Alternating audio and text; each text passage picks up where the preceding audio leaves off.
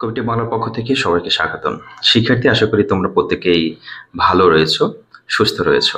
তোমরা যারা 2025-26 সেশনে ডিপ্লোমা পলিটেকনিক বা ডিপ্লোমা ইনস্টিটিউটে, পলিটেকনিক ইনস্টিটিউট যেটাই বলো না কেন, ভর্তি পরীক্ষা দিতে সিদ্ধান্ত নিয়েছো, তোমাদের আজকে পদার্থ বিজ্ঞান শাখা থেকে বল এই অধ্যায় থেকে 10টা প্রশ্ন মোস্ট ইম্পর্টেন্ট একটু আলোচনা করব। পুরোটা সময় সাথে থাকবে, আর যে কথাগুলো বলছি একটু মনোযোগ সহকারে শুনবে, আশা করি উপকৃত হবে।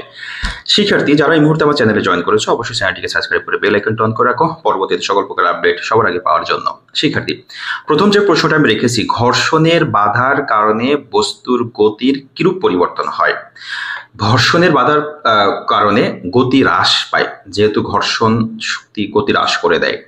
জড়তা, 2 নম্বর প্রশ্ন, জড়তা কত প্রকার? জড়তা হচ্ছে 2 প্রকার, এটা মুখস্থ করবে।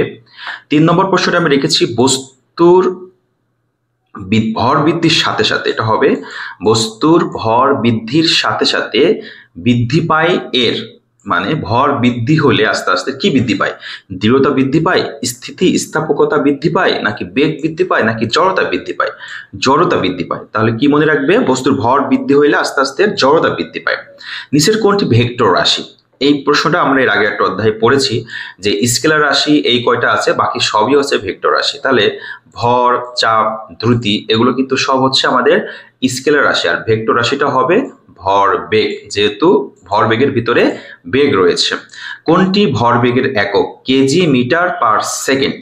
কেজি মিটার পার সেকেন্ড হচ্ছে ভর বেগের একক।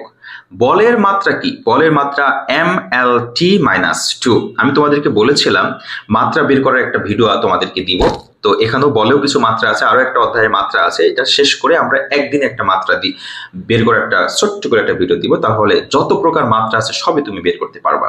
তাহলে বলের মাত্রা এটা মুখস্থ করে নিবে, mlt-2। দুটি বস্তুর মধ্যে প্রত্যক্ষ স্পর্শ ছাড়াই যে বল কাজ করে তাকে কি বলে? স্পর্শ করলে স্পর্শ বল, আর স্পর্শ না করলে অস্পর্শ বল। তাহলে উত্তর হবে কি আমাদের? অস্পর্শ বল, যেহেতু স্পর্শ ছাড়া। আর একটা হচ্ছে সমান বল, সেটা হচ্ছে সাম্য বল। আর একটা হচ্ছে এক এক জায়গায় এক এক রকম বল, দুই দিকে দুই রকম বল, সেটাকে বলা হবে অসাম্য বল। বলের একক কি? নিউটন। বলের একক কি? নিউটন। এটা মুখস্থ করে নিবা। এটা মাঝে কিন্তু এনও থাকতে পারে, কারণ নিউটনকে এন দ্বারা প্রকাশ করা হয়। বস্তুর উপর বল প্রয়োগ করলে তাতে কি ঘটে?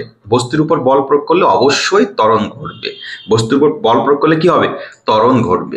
10 নম্বর প্রশ্ন এবং লাস্ট প্রশ্ন, কোন কারণে হাঁটার সময় আমাদের জুতা মাটিতে আটকে থাকে? এটা হচ্ছে উত্তর হচ্ছে ঘর্ষণ।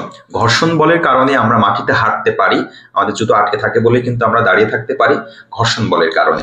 শিক্ষার্থী, যে 10টা প্রশ্ন তোমাদের মাঝে উপস্থাপন করার চেষ্টা করলাম, 10টা প্রশ্ন মোস্ট ইম্পর্টেন্ট।